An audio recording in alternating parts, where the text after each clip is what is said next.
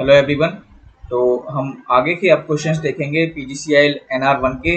हमने 61 क्वेश्चन तक कर लिया था, यानी कि हाफ पेपर कंप्लीट हो गया था। कुछ क्वेश्चंस की गलती मैंने मिस्टेक की थी, तो उसको आप इम्प्रूव कर सकते हैं। ठीक है, तो 60 क्वेश्चंस करते हैं तो एक आध क्वेश्चंस गलत हो जाता है, ओके, बाय मिस्टेकली। अब 62 क्वेश्चन कह रहा है कि the stator of a 3 phase induction motor has 4 slots per pole पर फेज। ठीक है, if the supply frequency is 50 Hz, calculate the number of stator poles produced and the total number of slots on the stator respectively। अब देखिए, इसको निकालने का तरीका होता है, आपसे पूछा गया है नंबर ऑफ स्टेटर पोल्स। ठीक है, तो नंबर ऑफ स्टेटर पोल्स होता है 2n। n क्या है, आपके जो स्लॉट्स दिए हैं वो नंबर ऑफ स्लॉट्स हैं, n को रिप्रेजेंट कर रहा है। नंबर ऑफ स्टेटर पोल्स आपका होता है 2n, तो आपके कितने हो जाएंगे, 8 पोल्स हो जाएंगे। और दूसरा आपसे पूछा है टोटल नंबर ऑफ स्लॉट्स, और टोटल नंबर ऑफ स्लॉट्स का फॉर्मूला होता है स्लॉट्स पर पोल पर फेज। ठीक है, तो स्लॉट्स कितने आपके 4 और पोल है आपके 8। ठीक है, और उसके बाद इंटू 3 फेज करेंगे तो 96 स्लॉट्स कितना आएगा, आपका आंसर आएगा 8। कहाँ से आया, आपने नंबर ऑफ स्टेटर पोल्स निकाल लिए थे। ठीक है, तो आपका आंसर होगा 8 पोल्स एंड 96 स्लॉट्स। अगला क्वेश्चन है the reluctance offered by the magnetic circuit और a part of magnetic circuit does not depend on the.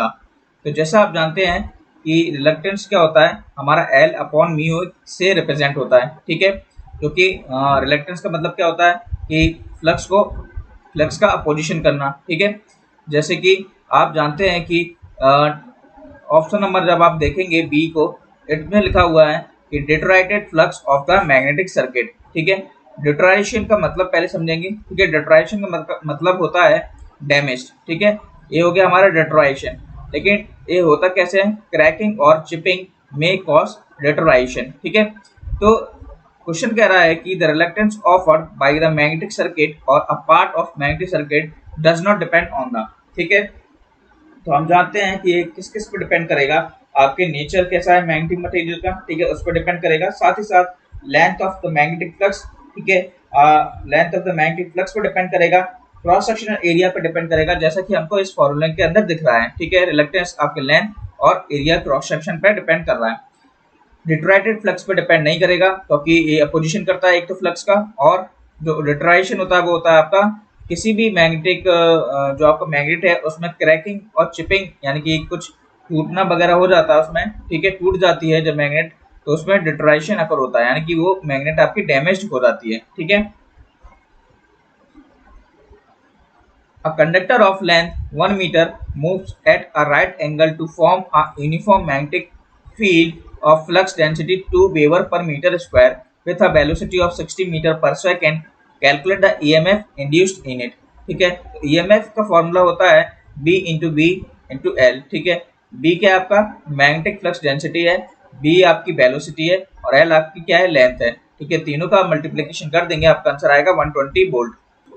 Next question है आपका the regulation of the alternator for a power factor of 0.8 lagging each. ठीक है, तो alternator का आपका voltage regulation पूछा गया है। तो at the power factor of 0.8 lagging it is greater than the unity power factor. Next question है आपका कि maximum flux density in the core of a 200 by 2000 volt 50 hertz single phase transformer is, आपको given है maximum flux density की value, यानी B max given है। If the EMF पर turn is 10 volt, determine the primary and secondary turns respectively. तो देखिए, आपको primary and secondary turns find करना है, तो उसका फॉर्मूला होता है N1 equals to E1 upon EMF per turn. ठीक है, और N2 भी same E2 upon EMF per turn. तो E1 की वैल्यू इसमें 200 गिवन है and E2 is 2000 volt. EMF per turn आपको क्वेश्चन में गिवन है 10 वोल्ट है। ठीक है, दोनों की वैल्यू जब आप पुट करेंगे 200 बाई 10 और 2000 बाई 10, तो 20 and 200 is your answer. Next question है आपका in an AC machine the value of voltage generated does not depend upon. ठीक है, तो आपका जो फैक्टर जो अफेक्ट करते हैं आपके एसी जनरेटर पे, वो आपके rate of change of flux, जैसे आप जानते हैं फ्लक्स पर डिपेंड करेगा। ठीक है, इक्विवेलेंट रिएक्टेंस पर डिपेंड करेगा आपके। ठीक है, रेजिस्टेंस पे, कॉइल के रेजिस्टेंस पे भी डिपेंड करेगा, आर्मेचर रिएक्शन पे डिपेंड करेगा, वोल्टेज ड्रॉप पे डिपेंड करेगा, स्पीड पे डिपेंड करेगा, लोड के इम्पीडेंस पे डिपेंड करता है। Flux strength of the coil पे डिपेंड करता है, ठीक है, path, reluctance, number of turns पे भी डिपेंड करता है, और साथ ही साथ स्ट्रेंथ ऑफ द फील्ड पे डिपेंड करता है। तो इतनी सारी चीज़ों में आपके जो ऑल्टरनेटर है in the case of AC machine, ठीक है, वो डिपेंड करती है। द इंड्यूस करंट पे आपका वोल्टेज जनरेटेड डिपेंड नहीं करता है। तो ऑप्शन नंबर बी आपका क्या होगा, राइट आंसर होगा। The next question says, in the dash, there is a metal cap at the top and a metal pin underneath and to form a string. The cap is so recessed that it can take the pin of another image. ठीक है, तो इसमें कई सारे option दिए हैं, जैसे कि Hewlett type, strain type, cemented cap type और पिन टाइप। तो ह्यूलेट टाइप आपका जो है और सीमेंटेड कैप टाइप इंसुलेटर जो है, ये आपके सस्पेंशन इंसुलेटर के अंदर आते हैं, ठीक है। सस्पेंशन इंसुलेटर के अंदर आपके हीलेट टाइप, सीमेंटेड कैप टाइप और core and link type insulator आते हैं, ठीक है। ये आपको याद होना चाहिए कि सस्पेंशन टाइप के अंदर भी 3 टाइप के इंसुलेटर होते हैं। तो जो आपका सीमेंटेड कैप टाइप इंसुलेटर होता है, उसके टॉप पे आपका मेटल कैप एक आयरन का बना हुआ सीमेंटेड रहता है, ठीक है, और नीचे की तरफ भी एक मेटल की पिन रहती है जो कि एक स्ट्रिंग को फॉर्म करती है। आंसर क्या होगा आपका, सीमेंटेड कैप टाइप इंसुलेटर। और ऐसा ही केस आपके पिन टाइप में भी देखने को मिलता है, लेकिन अंडरनीथ में आपके मेटल की पिन नहीं होती है। When a synchronous motor is overexcited, the drawn power factor current will be। तो आप सभी लोग जानते हैं कि ओवर एक्साइटेड केस में सिंक्रोनस मोटर जो पावर फैक्टर होता है वो लीडिंग की कंडीशन को शो करता है। This is the next question, जो कि आपके लेवल का नहीं होता है वैसे जेई के पेपर में, ठीक है। क्वेश्चन है आपका, the calculate the resistance of an 800 meter long cable composed of 16 strands of similar copper conductors, each strand being 1.2 mm in diameter, ठीक है। Allow 4% increase in length for the length of each strand in completed cable. The resistivity of copper may be taken as 1.32 into 10 to the power minus 8 ohm meter। तो question में आपसे पूछा गया है resistance की value, ठीक है। क्योंकि रेजिस्टेंस इधर लिखा है, आपको 800 मीटर लेंथ दी है, आपको 16 स्ट्रैंड दिए हैं, ठीक है, और ईच स्ट्रैंड जो है उसकी डायमीटर है 1.2 mm, ठीक है। 4% इंक्रीज आपने लेंथ की है जो कि ट्विस्टिंग करने पर, ठीक है, और कंप्लीटेड केबल के, और रजिस्टिविटी आपको गिवन है 1.32, ठीक है। देखिए अब क्वेश्चन में क्या करना है आपको, जो कि अलाउ किया है हमने ट्विस्टिंग के लिए, तो लेंथ ऑफ द स्ट्रैंड क्या हो जाएगी आपकी 800 मीटर पहले थी, ठीक है, और उसी 800 मीटर का 4% आपको ले लेना है, तो आपके पास आ जाएगा 832, ठीक है। अब आपके पास एरिया ऑफ क्रॉस सेक्शन निकालना पड़ेगा, पाई आर स्क्वायर आप जानते हैं, ठीक है, और आपके पास 16 स्ट्रैंड्स हैं, तो 16 का आपका मल्टीप्लाई होगा पूरे एरिया के साथ, तो एरिया के साथ आपको मल्टीप्लाई कर देना है, ठीक है। पाई आर स्क्वायर लिख लीजिए या फिर पाई डी स्क्वायर अपॉन 4 लिख लीजिए, एक ही बात होती है, ठीक है। तो आपका एरिया ऑफ क्रॉस सेक्शन निकल जाएगा। अब आपको रेजिस्टेंस फाइंड करना था, तो रेजिस्टेंस का फॉर्मूला होता है रो एल अपॉन ए। तो रो क्या है, कितना दिया आपको, ए दी वैल्यू रो की, ठीक है। एल ने आपका कितना दिया हुआ है, ठीक है, तो एल की जो वैल्यू आपकी कितनी है 1050, नॉट 1050, दिस इज 832, ओके। तो 832 इधर आ जाएगा आपका, ठीक है, और एरिया आपको गिवन है, मतलब एरिया आपने निकाल ही लिया है, क्या आपका 16 पाई अपॉन दिस वन, 4 ऊपर चले आएगा और नीचे की वैल्यू क्या होगी 16 पाई इंटू जो कि 1.2 इंटू 10 टू द पावर -3 का स्क्वायर, ठीक है, जो कि आपका डायमीटर है। अब इसको जब आप सॉल्व करेंगे तो आपकी वैल्यू आएगी 0.6 ओम, ठीक है। थोड़ा लेंथी क्वेश्चन है और थोड़ा डिफिकल्ट भी है वाला क्वेश्चन, ठीक है। नेक्स्ट क्वेश्चन पे हम चलते हैं, in which of the following types of element are the electric charges stored for a described duration of time. तो आप सभी लोग जानते हैं Q जो चार्ज होता है in the case of the capacitance 1/2 C into B into square होता है, ठीक है। तो कैपेसिटर ये आपका क्या होता है, इसके केस में क्या होगा, राइट ऑप्शन होगा। Tangent galvanometer and relay current balance are the examples of. तो आप लोग अच्छे से जानते हैं कि टेंजेंट गैल्वेनोमीटर और रिले करंट बैलेंस आपके एग्जांपल हैं एब्सोल्यूट इंस्ट्रूमेंट के। तो आप ये भी जानते होंगे एब्सोल्यूट और सेकेंडरी इंस्ट्रूमेंट दो टाइप के इंस्ट्रूमेंट होते हैं। एब्सोल्यूट इंस्ट्रूमेंट वो होता है जिसमें instrument magnitude of the quantity को रिप्रेजेंट करता है under measurement in terms of physical constant, ठीक है। और इसमें कोई नेसेसिटी नहीं होती है आपकी कैलिब्रेशन की, ठीक है। कैलिब्रेशन का मतलब दो कंपैरिजन करना विथ अदर इंस्ट्रूमेंट के साथ, ठीक है। लेकिन सेकेंडरी इंस्ट्रूमेंट में आप क्या करते हैं कि आप कंपैरिजन करते हैं दो इंस्ट्रूमेंट के बीच में, ठीक है। और उधर से आप वैल्यूज को फाइंड करते हैं अलग अलग इंस्ट्रूमेंट्स की, करंट, वोल्टेज और पावर की, ठीक है। एब्सोल्यूट इंस्ट्रूमेंट के एग्जांपल्स हैं tangent, galvanometer and relay current. In the given circuit, what is the potential difference between point A and B? तो ये सब वैल्यूज आपको दी हुई हैं, ठीक है। तो 0.4s, 0.3s, 0.3s, ठीक है। तो ये आपको रेजिस्टेंस के फॉर्म में जब आप लिखेंगे तो तीनों कैसे लिख लेंगे, 0.4 प्लस 0.3 प्लस 0.3, तो आपका R इक्विवेलेंट क्या आएगा, 1 ओम, ठीक है। और आप देख रहे हैं कि 20 एम्पियर आपको जा रहा है और 5 एम्पियर वहां से निकल रहा है, तो 15 एम्पियर आपके पास बचेगा। तो 15 इंटू 1 यानी कि 15 वोल्ट आपका क्या आ जाएगा, आंसर आ जाएगा। तो एक बार ध्यान कि आर इक्विवेलेंट क्या हो जाएगा, इन तीनों का सम, ये पैरेलल में है लेकिन आपको 1/r के फॉर्म में है, तो पैरेलल में आप तीनों को ऐड कर लेंगे, ठीक है। और एक तरीका क्या है, वोल्टेज सोर्स से कन्वर्ट करने का भी तरीका है, आप सिंगल एक रेजिस्टेंस ले लेंगे, मतलब आर इक्विवेलेंट आपको फिर भी निकालना ही पड़ेगा, ठीक है। वहां से भी आप निकाल सकते हैं।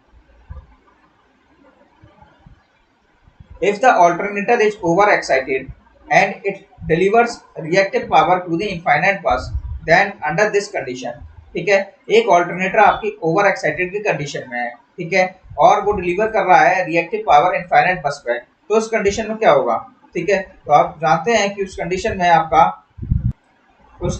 आपका ऑल्टरनेटर क्या करेगा, आपका लैगिंग पावर फैक्टर को ऑपरेट करेगा, ठीक है। जैसा आपने सुना होगा कि infinite bus bar provides the flux needed to set up the reactive power to produce the real power, ठीक है। तो जनरेटर जब एब्जॉर्ब करता है आपका रिएक्टिव पावर को इनफाइनाइट बस से, तो वो लीडिंग पावर फैक्टर के केस में करता है। अब ये डिलीवर कर रहा है तो लैगिंग पावर फैक्टर के केस में करेगा। तो आपसे लीडिंग पावर फैक्टर का भी क्वेश्चन बन सकता है, अगर इधर एब्जॉर्ब की कंडीशन आएगी तो आपका लीडिंग पावर फैक्टर आंसर हो जाएगा। The typical values of leakage factor are approximately, ठीक है। 1.12 से 1.25 is the typical values of leakage factor. A 4-pole generator having wave wound armature winding has 60 slots, each slot containing 20 conductors. What will be the voltage generated in the machine when driven at 1000 rpm, assuming the flux per pole to be 5 milliweber? तो आप सभी लोग जानते हैं E = P/N/Z/60 आपको apply करना है। आपको वेव बाउंड दिया हुआ है, तो ए आर्मेचर कंडक्टर्स की वैल्यू कितनी होगी, ए की value, number of parallel paths होंगे आपके 2, ठीक है। आप जेट का नंबर ऑफ कंडक्टर्स कितने होंगे, 60 स्लॉट्स इंटू 20, ठीक है। आप सारी वैल्यूज को पुट कर देंगे, आपको सारी वैल्यूज हैं जो क्वेश्चंस में गिवन है, आपका आंसर आ जाएगा 200 volt. By the motion of conductor or the coil in a magnetic field, the magnetic field is stationary and the moving conductor cuts arrows it. If the EMF generated in this way is normally called dynamically induced EMF, the given statement by which of the following law, ठीक है। तो first law of second law आप जानते होंगे अच्छे से, whenever a conductor is placed in a varying magnetic field and electromotive force is induced, ठीक है। ये तो हो गया आपका फर्स्ट लॉ। और सेकंड लॉ क्या डिनोट करता है, that induced EMF is the directly proportional to the rate of the change of flux, ठीक है। और उसी को हम बोलते हैं आपका डायनेमिकली इंड्यूस्ड ईएमएफ, ठीक है। फैराडे सेकंड लॉ आपको रिप्रेजेंट करेगा।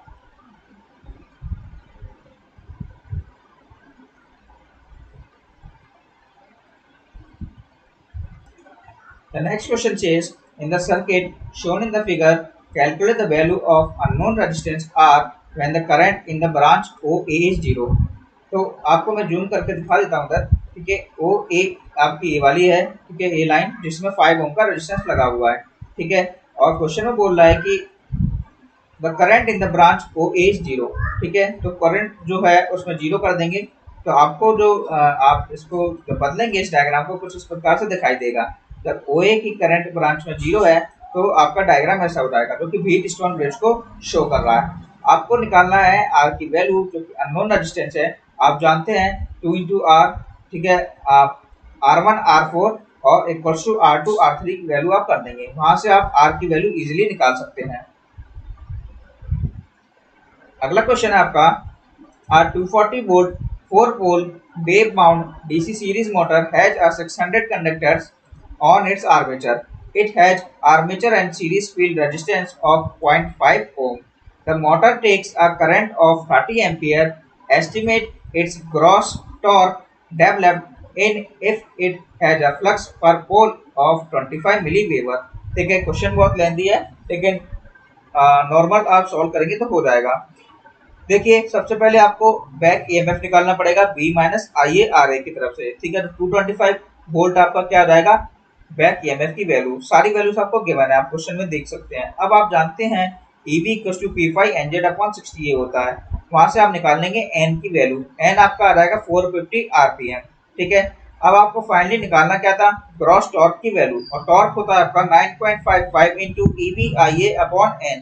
ठीक है, तो इस 9.55 into E B I upon N की वैल्यूज को आपको रख देना है सारी, जो आपने बैक ईएमएफ और एन निकाला हुआ है। ठीक है, बैक ईएमएफ 225, एन की वैल्यू 450, सारी वैल्यूज को पुट करने पे आपका आंसर आएगा 143.25। Which of the following statements about the resistance offered by the conductor is incorrect? तो जैसा आप जानते हैं R equal to rho L upon A होता है, एरिया के इनवर्सली प्रोपोर्शनल होता है, ना कि directly proportional. The thickness of lamination which reduces eddy current loss in electrical machine varies from. तो जो थिकनेस होता है लैमिनेशन का, ठीक है, for the case of the eddy current loss वो होता है आपका 0.5 mm से 5 mm। और अगर इलेक्ट्रॉनिक सर्किट्स का पूछा रहा है आपसे कभी भी पेपर में, तो 0.01 से 0.5 mm होता है। इस क्वेश्चन में आप देख सकते हैं आपको टावर का डायग्राम दिया हुआ है और आपको पता लगाना है कौन सा सर्किट है आपका। ठीक है, तो देख सकते हैं आप ये single circuit 2 ground wire tower को रिप्रेजेंट कर रहा है। देख सकते हैं ये आपके ग्राउंड के कंडक्टर्स हैं। ठीक है, दीज आर ग्राउंड कंडक्टर्स ये दोनों, और ये है आपके बंडल कंडक्टर्स, और जिसको हम ट्विन ACSR बंडल भी बोलते हैं। ठीक है, अब अगर ये सिंगल सर्किट को रिप्रेजेंट कर रहा है, आपसे पूछा जाता है अगर डबल सर्किट को, तो आपके फेस कंडक्टर्स अलग अलग बने हुए होते हैं, 2 इस साइड बने हुए होते हैं, ये बीच का नहीं होता। ठीक है, बाकी सर्किट सेम होता। फिर से कुछ ऐसा बना हुआ था, 2 फिर से इधर बने हुए होते, कुछ इस प्रकार के कंडक्टर्स, और फिर से एक और बना हुआ होता, तो एक फेस को रिप्रेजेंट करते। तो ये आपके होते हैं डबल सर्किट टावर के लिए। नेक्स्ट क्वेश्चन है आपका, what for which of the following reason are the extra high voltage lines not preferred. ठीक है, तो आप जानते हैं with an increasing in operating voltage the number of circuits and the requirements of land are reduced considerably.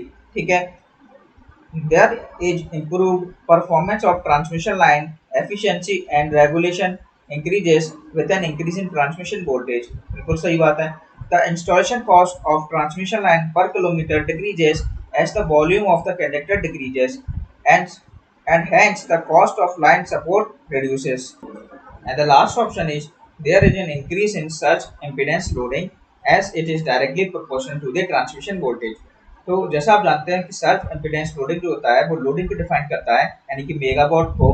ठीक है, और surge impedance loading इस प्रोपोर्शनल होता है आपके वोल्टेज के। ठीक है, स्क्वायर ऑफ द वोल्टेज के प्रोपोर्शनल होता है, और इनवर्सली प्रोपोर्शनल होता है आपके सिंक्रोनस इम्पीडेंस के, जो कि आप फॉर्मूला अच्छे से जानते होंगे, SIL equals to V² upon ZS। ठीक है, तो सर्ज इम्पीडेंस लोडिंग आपका तब इम्प्रूव होगा जब आप क्या करेंगे, इम्पीडेंस को रिड्यूस करेंगे, तो आपका सर्ज इम्पीडेंस लोडिंग क्या होगा, इम्प्रूव होगा। वोल्टेज को इंक्रीज करने पे आपका एफिशिएंसी इंक्रीज होगी। ठीक है, और डिक्रीज इन ट्रांसमिशन करंट पे size of the conductor reduce होगा, which decreases the volume of the conductor.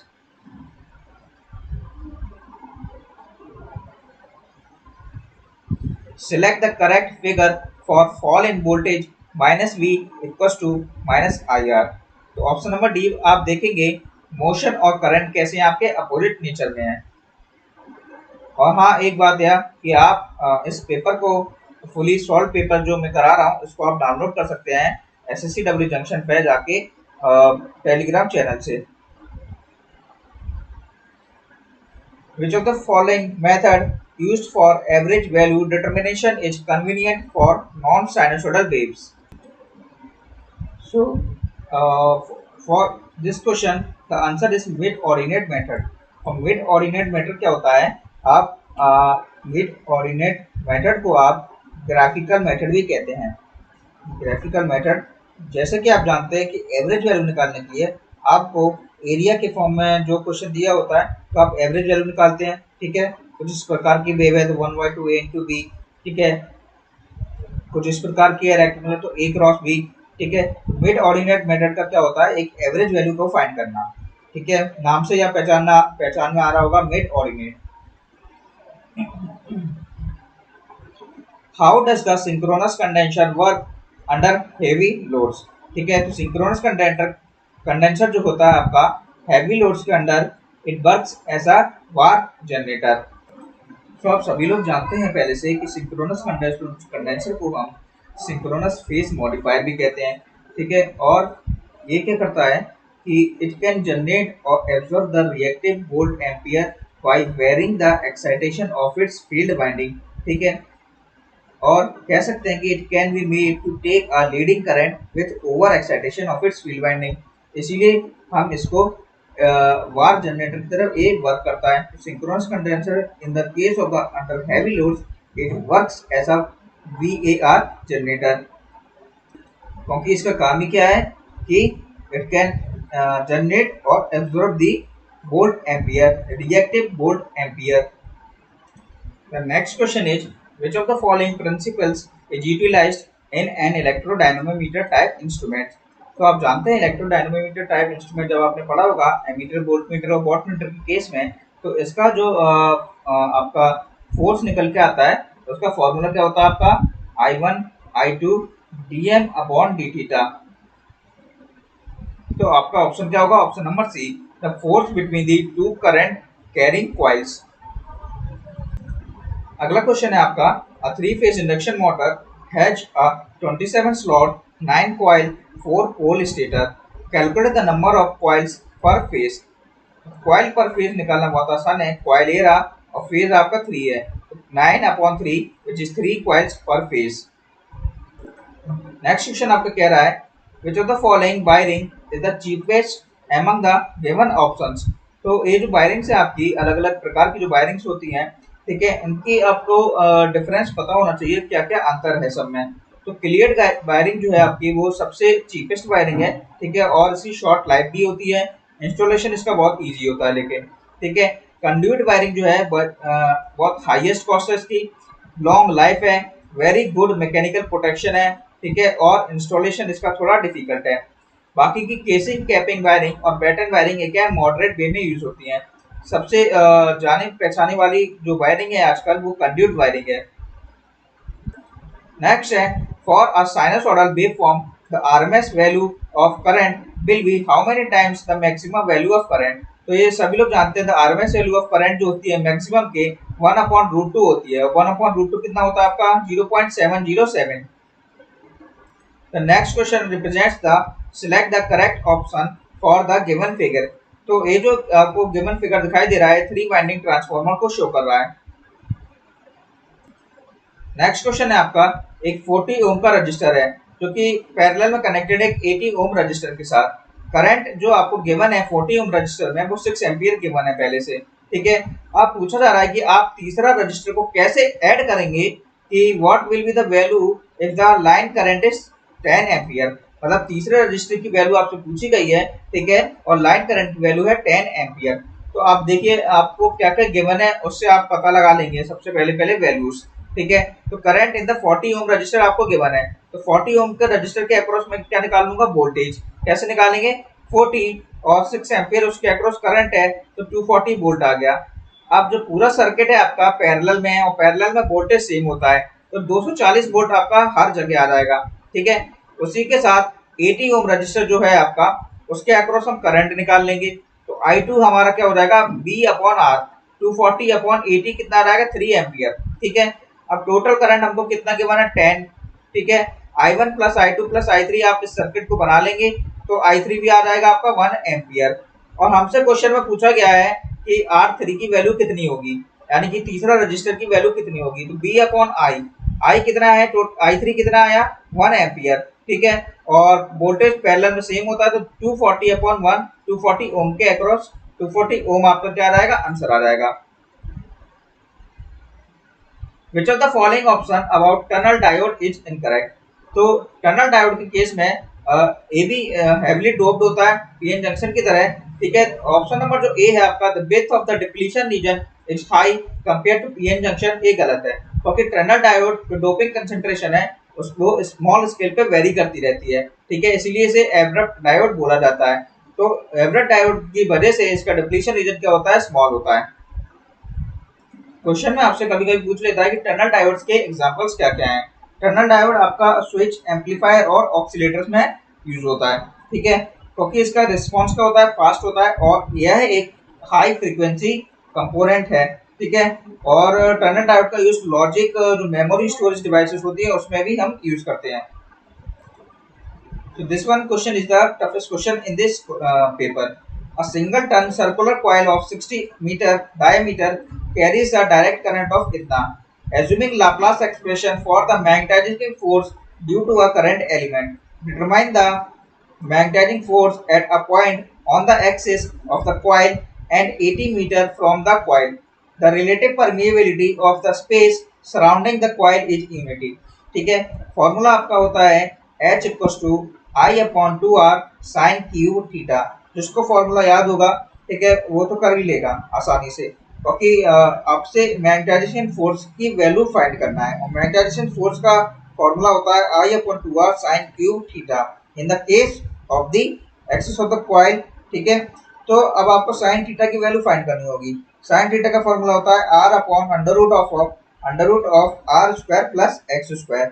Are कितना गिवन है आपको, डायमीटर आपको 60 है, तो रेडियस हो जाएगी 30 मीटर, ठीक है। और एक्स जो है वो आपकी वैल्यू है, देखिए एक्स की वैल्यू जो है वो axis of the coil and 80 metre from the coil, ठीक है। डिस्टेंस की वैल्यू आपको 80 मीटर दी है, तो इस फॉर्मूले में रखने पे आप साइन थीटा की वैल्यू निकाल लेंगे, और साइन क्यूब थीटा इसका क्यूब, इस वैल्यू का आपको क्यूब कर देना है। क्यूब आपको कितना रहेगा, 0.0432। अब साइन क्यूब थीटा की वैल्यू आ जाएगी, एच की वैल्यू पुट कर देना है। करंट आपको गिवन है 30 × 10⁴, यानी कि आई गिवन है, 2 × r करना है और into sine cube theta. The next question is says dash is usually used in RF power amplifier and in amateur radio, ठीक है। तो आंसर आपका लीनियर एम्पलीफायर होगा, और लीनियर एम्पलीफायर एक इलेक्ट्रॉनिक सर्किट होता है जिसका आउटपुट क्या होता है, इनपुट के प्रोपोर्शनल होता है, ठीक है। और लीनियर एम्पलीफायर का काम होता है कि it delivers the more power to the load, ठीक है।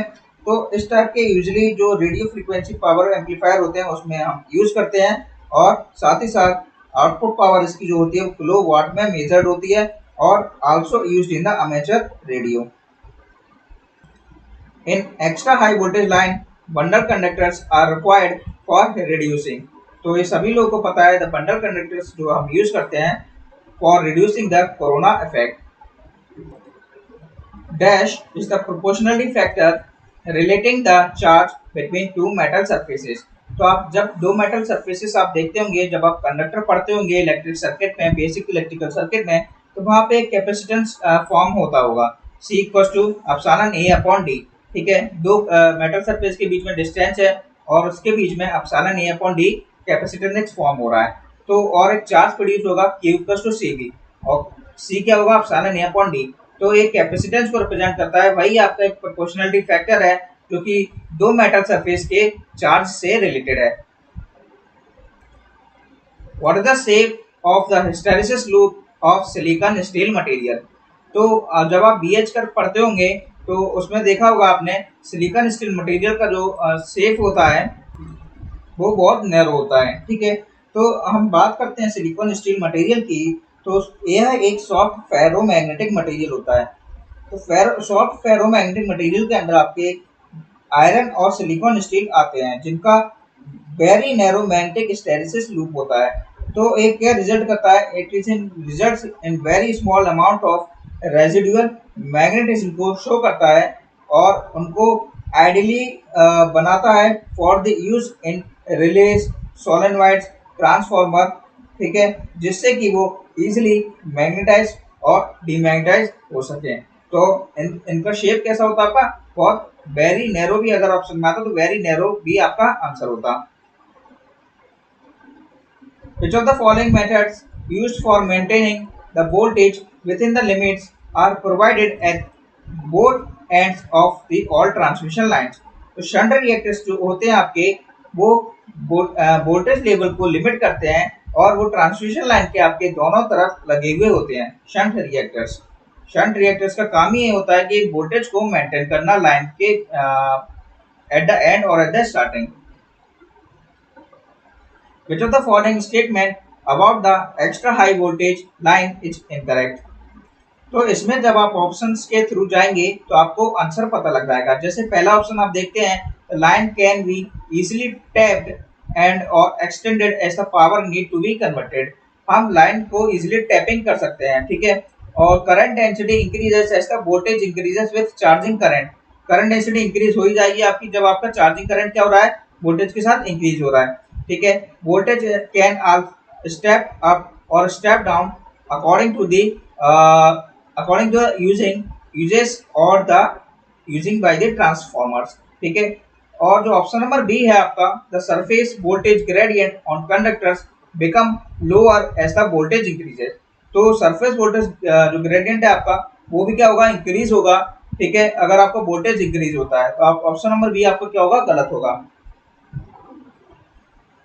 हिस्टेरिसिस आपका जो नेम है वो किस लिए है, ठीक है, ये क्या शो करता है, हिस्टेरिसिस एक्चुअली जो है वो लैगिंग को शो करता है। क्यों, क्योंकि it is a name given as the lagging of flux density जो होती है आपका, ठीक है, बी जो बी एच कर्व जो आप पढ़ते हैं, ये क्या होता है, it is behind the magnetising force. ये आपके मैग्नेटाइजिंग फोर्स यानी कि एच जो होता है, ठीक है, उससे बिहाइंड आपके लाई करता है। When a specimen of ferromagnetic material is taken through a cycle of magnetisation.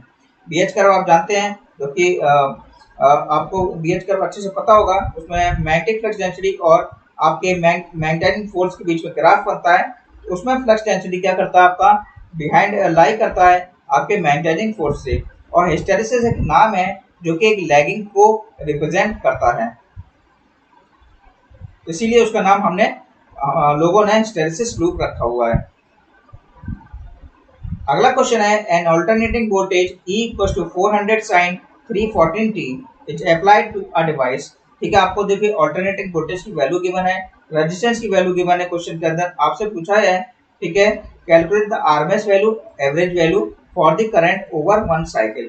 तो मैक्सिमम वैल्यू आप जानते हैं Vm अपॉन R होता है, और आपको B equals to Bm sin omega t आपको क्वेश्चन के अंदर गिवन है, ठीक है, वहां से आप मैक्सिमम करंट निकाल लेंगे। आरएमएस वैल्यू आपको फॉर्मूला पता होता है, आरएमएस वैल्यू क्या होता है, Im/2 in the case of the full wave rectifier, ठीक है। तो 40/2 आपका क्या हो जाएगा आंसर, और 20 एम्पीयर क्या हो जाएगा आपका आरएमएस वैल्यू के वैल्यू, ठीक है। और उसके बाद आपको फाइंड करना है एवरेज वैल्यू। एवरेज वैल्यू का फॉर्मूला होता है Im/पाई, और Im कितना निकाला हमने 20/पाई कितना हो जाएगा 12.7। Sorry so mistake here, this is 40, ठीक है, Im आपका 40 है इधर। अगला क्वेश्चन हम देखते हैं, a 2 meter long wire is went into a circle, ठीक है, if the current flowing through the wire is 50 ampere, find the magnetization force at the center of circle।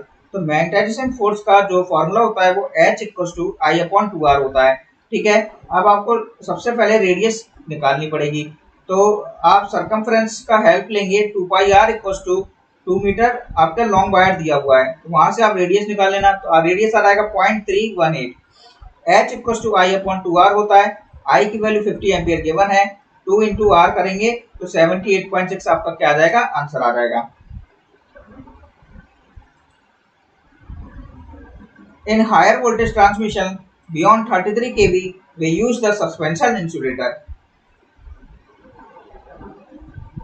In which of the following tests which may be used To measure the synchronous impedance, should the reading be taken in a short time to avoid armature overheating?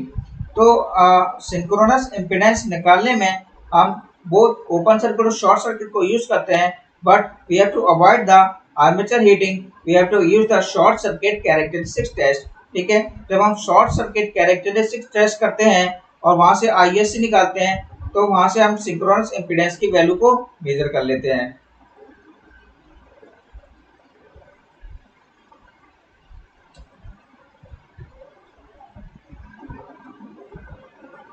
Which of the following types of line support uses is limited to 80 metre span? तो 80 metre जो length होती है वो steel poles की होती है, और in the case of wooden poles वो लगभग 60 मीटर से 70 मीटर तक लाई करता है। मैक्सिमम 75 मीटर तक लाई करा है wooden poles in the case of the mountains. If a conductor is made into a loop and a current is passed through it, then the magnetic flux lines are in। अगर एक conductor है, एक loop के form में है, ठीक है, और उसमें एक करंट को पास कर दिया जाए, तो क्या क्या होगा? तो मैग्नेटिक फ्लक्स लाइंस क्या होंगी आपके सर्कल के अक्रॉस, क्या हो जाएंगी? कंसेंट्रिक हो जाएंगी। उसके लेंथ, सर्कल के लेंथ के अक्रॉस क्या हो जाएंगी? फ्लक्स लाइंस आपके कंसेंट्रेटेड हो जाएंगी। In a synchronous motor the value of coupling angle depends on.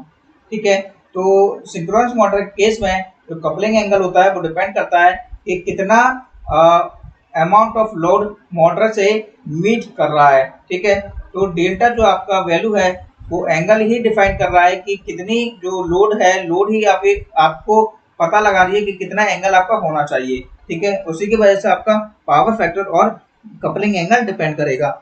उसी के हिसाब से कपलिंग का मतलब क्या है, उसी के हिसाब से जितनी रिक्वायरमेंट होगी आप उतना ही इनपुट को जनरेट करेंगे। ठीक है, तो कपलिंग एंगल किस पे डिपेंड करेगा? लोड पे। और लोड क्या डिफाइन कर रहा है आपका? कितना अमाउंट ऑफ एनर्जी को रिक्वायरमेंट करवाना है और कितनी मोटर पे आपकी वो इफेक्टिव रहेगी। देखिए क्वेश्चन के अंदर आपको L1, L2, L3 दिया हुआ है और टोटल आपको L इक्विवेलेंट की वैल्यू फाइंड करना है।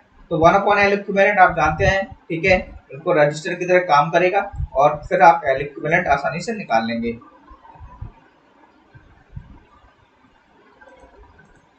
तो देखिए ये जो डायग्राम दिया है ये आपका रिप्रेजेंट करेगा, ठीक है, नॉमिनल पाई मेथड को। अब देखिए फेजर डायग्राम आपको जैसे इस पेपर के अंदर पूछा गया है नॉमिनल पाई मेथड का डायग्राम, उसी प्रकार आपको नॉमिनल टी मेथड, ठीक है, localise capacitance at the middle of the line का डायग्राम, साथ ही साथ लोड एंड का लोकलाइज कैपेसिटेंस का diagram, nominal T method, nominal पाई मेथड, शॉर्ट ट्रांसमिशन लाइन का डायग्राम, मीडियम ट्रांसमिशन लाइन का डायग्राम और आपके लॉन्ग ट्रांसमिशन लाइन के फेजर डायग्राम को आपको एक बार नजर मार लेना है। ठीक है, कहीं से भी आपसे मान लीजिए अलग एक आपको फेजर डायग्राम पूछ रहे हैं और आपसे पूछ रहे हैं कि कौन सा किस चीज को ये रिप्रेजेंट कर रहा है, तो ये डायग्राम आपका नॉमिनल पाई मॉडल है। हाँ, तो देखिए इस क्वेश्चन में आपसे और क्या पूछ सकता है, ट्रांसमिशन लाइन टॉपिक्स में जाना है, वहां से आपको शॉर्ट, मीडियम और लॉन्ग ट्रांसमिशन लाइन आपको पढ़ना है। ठीक है, और शॉर्ट ट्रांसमिशन लाइन के केस में फॉर्मूले पूछ सकता है एबीसीडी पैरामीटर से रिलेटेड, इन तीनों से एबीसीडी पैरामीटर के फॉर्मूला आपसे पूछे जा सकते हैं। साथ ही साथ पाई टी मॉडल मीडियम और लॉन्ग ट्रांसमिशन लाइन से पूछा जा सकता है। शॉर्ट ट्रांसमिशन लाइन में आपसे फुल एक डायग्राम बनेगा, वो डायग्राम आपको शो करना पड़ेगा। An 8-pole 3-phase induction motor operate from a supply whose frequency is 50 Hz. Calculate the speed. Speed का फॉर्मूला आप अच्छे से जानते हैं। Which of the following statement about the core type transformer compared to shell type transformer is incorrect? ठीक है, तो जो ऑप्शन नंबर 1 है देख सकते हैं आप, the core surrounds a considerable portion of the windings। ये आपका क्या इनकरेक्ट ऑप्शन है for the case of the core type transformer.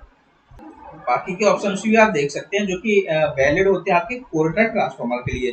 ठीक है, तो अब आपसे बात कर लेते हैं कि कोर टाइप और शेल टाइप ट्रांसफॉर्मर के डिफरेंस आपसे क्या क्या पूछे जा सकते हैं। तो कोर टाइप जैसा आपका जो ट्रांसफॉर्मर है, ठीक है, उसमें बाइंडिंग क्या करती है, इनसर्कल करती है कोर के अक्रॉस, ठीक है। और शेल टाइप में द कोर होता है वो इनसर्कल करता है most of the part of the bindings को, ठीक है। कोर टाइप में cylindrical types of core use होती हैं और शेल टाइप में मल्टी लेयर डिस्क टाइप और sandwich type of coils use होती हैं, ठीक है। और क्वेश्चन में पूछा जा सकता है कि कोर टाइप एक सिंगल मैग्नेटिक सर्किट है और शेल टाइप आपका एक डबल मैग्नेटिक सर्किट है, ठीक है। कोर टाइप में आपके कोर के 2 लिम्स होते हैं, ठीक है। और in the case of shell type अगर सिंगल फेज की बात करें तो कोर के 3 लिम्स आपके प्रेजेंट रहते हैं शेल टाइप के अंदर। और जो कोर टाइप होता है the construction is preferred for the low voltage transformer और शेल टाइप का कंस्ट्रक्शन डिपेंड करता है आपके वेरी हाई वोल्टेज ट्रांसफार्मर के केस में।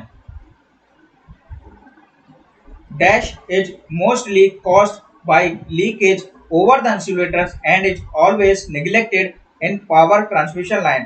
तो shunt conductance, resistance, conductance, inductance, ठीक है, ये क्या है आपके पैरामीटर्स हैं इन द ट्रांसमिशन लाइन में, हम जो पैरामीटर्स कंसीडर करते हैं। अब जो शंट कंडक्टेंस होता है ये लीकेज की वजह से अकर होता है जिसको हम नेग्लिजिबल मानते हैं, ठीक है, for the high voltage transmission line के केस के अंदर। तो इसको हम हमेशा नेग्लिजिबल मानते हैं और कंसिडरेशन में नहीं लेते हैं। Which of the following is an incorrect substation type based on application? तो देखिए इसमें जो ऑप्शन दिया है वो SF6 गैस इंसुलेटेड सबस्टेशन दिया हुआ है, ठीक है। तो SF6 गैस इंसुलेटेड सबस्टेशन होता ही है आपका, ठीक है, ये भी एक टाइप का आपका सबस्टेशन है। और मोबाइल स्टेशन भी आपका एक प्रकार का सबस्टेशन है जो कि हिटाची, आप कंपनी सुना होगा, हिटाची इसको बना चुकी है, ठीक है। तो इनकरेक्ट ऑप्शन आपसे पूछा गया है, तो इनकरेक्ट ने आपका ऑप्शन नंबर सी दिया हुआ है। लेकिन आप जब आप पढ़ेंगे तो SF6 गैस इंसुलेटेड सबस्टेशन यानी कि गैस इंसुलेटेड सबस्टेशन होते हैं, उसमें आपको एक नाम दिखाई देगा SF6 gas insulated substation. Which of the following is not the advantages of AC? तो ऑप्शन नंबर डी को आप देखेंगे तो वो डीसी के लिए वर्क करता है, इलेक्ट्रोफिशिंग, इलेक्ट्रोप्लेटिंग, एसी इसमें वर्क नहीं करता। बाकी के ऑप्शन आप देख सकते हैं, AC whenever it is necessary, AC supply can be easily converted to obtain DC supply, ये सारे ऑप्शंस क्या है, करेक्ट हैं, ऑप्शन ऊपर के तीनों options. Which of the following is not the advantage of gravity control instrument? तो gravity control instrument में क्या होता है, स्केल क्या होती है, यूनिफॉर्म नहीं होती है, ठीक है, ठीक है, नॉन यूनिफॉर्म स्केल होती है आपकी ग्रेविटी कंट्रोल इंस्ट्रूमेंट्स की। वॉट आवर मीटर आपका क्या है, आपका it is a induction effect instrument, ठीक है। तब आपसे पूछा गया है formula, the magnitude of the magnetic field at a distance r from a long straight wire carrying a current I is given by, ठीक है। फॉर्मूला क्या होता है, B equal to alpha not लिखिए या फिर B equal to mu not I upon 2 pi r। Which of the following law is applied for mesh analysis of the network? तो mesh analysis की आप किरचॉफ वोल्टेज लॉ को apply करते हैं। Ampere per turns per unit length of each part of the magnetic material depends upon, तो आप जानते हैं कि H इक्वल्स टू जो हमारा मैग्नेटिक ठीक है फोर्स होता है, magnetisation force N I upon L होता है, और B इक्वल्स टू मी H यानी कि H जो है हमारा फ्लक्स डेंसिटी पे भी डिपेंड करता है। तो आंसर क्या होगा, वर्किंग फ्लक्स डेंसिटी। इस पेपर को आप डाउनलोड कर सकते हैं, डिस्क्रिप्शन में लिंक दी जाएगी, और या फिर आप SSC डबल जंक्शन चैनल से डाउनलोड कर सकते हैं सॉल्व पेपर। अनसॉल्व आपको एग्जाम बुक और ऑल एग्जाम रिव्यू वेबसाइट से मिल जाएगा।